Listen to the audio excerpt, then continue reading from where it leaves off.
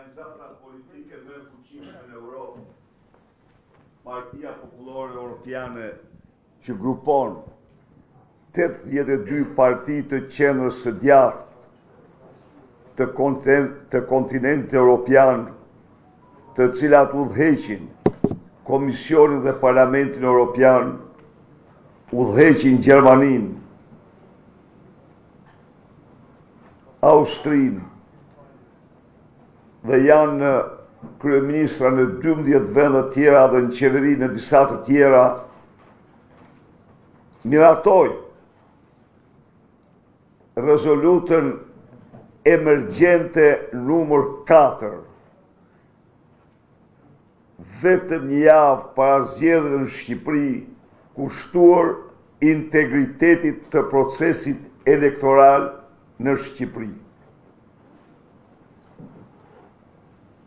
Kjo rezolut, e cila u miratue pa asnjë vot kundër, në unanimitet të plot, damkos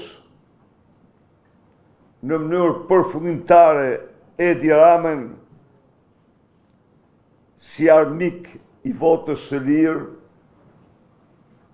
në kontinentin Europian, e rrjeshton atë krahas Lukashenkos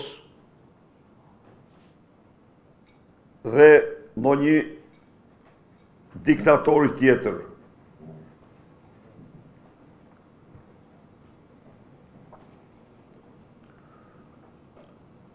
Rezoluta denoncon haptas Edi Ramën dhe regjimin e tij se 1. Po minon zgjedhjet nga manipulimi dhe keq përdorimi i pushtetit. 2. Po shtyp pluralizmin politik përmes presionit institucional dhe se po shtyp opozitën dhe liderët e saj, antarët parlamentit dhe qeveritar vendor të opozitës. Denon kontrollin qeveritar mbi mediat dhe mbylljen nga Edi Rama të TikTokut. Denoncon mos respektim në shtetit ligjor, kapjen e drejtësisë, çka ka sjell, thekson rezoluta, pandeshkueshmëri. Në rezolut denohen gjithashtu me forcë të madhe dhe haptas keqpërdorimi i vazhdueshëm i pushtetit shtetëror, shteti elektoral, do me thënë përdorimi i burimeve shtetërore për zgjedhje, blerja me lek e votës, blerja e votës me kanabis, blerja e votës me punësime, blerja e votës me prokurime, blerja e të drejtës së votës, dhunimi i lirisë së votës dhe fshehësisë saj. Europa e tërë qëndron pas shqiptarëve dhe të drejtës tyre për të votuar si qytetarë të lirë. Denoncohet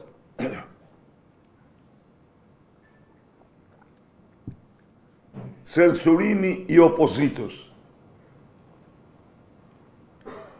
Jo vetëm kaq, po shtoj këtu edhe censurimi i Europës nga Edi Rama. Këtë rezolut shqiptarëve nuk ja u lexuan mediat kryesore të kontrolluara nga Edi Rama. Denoncon kërcënimin dhe ndjekjen penale të kandidatëve të opozitës, mos ndëshkimin, ju lutem, mos ndëshkimin e krimit zgjedhor. Pra, Europa është Europa e qendrës djathtë, vetë kuptohet tanto. Denoncon haptas mos ndëshkimin e krimit zgjedhor në Shqipëri. dhunimin e kodit zgjedhor,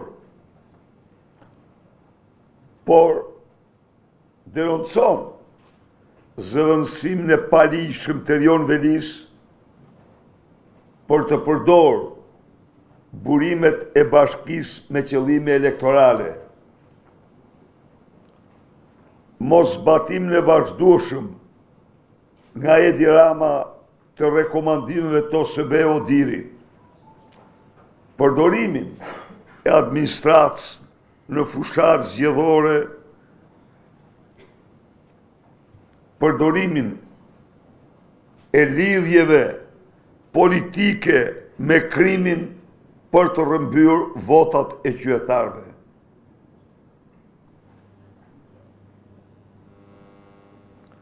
Emërimet politike në organet e zbatimit ligjit dhe në drejtësi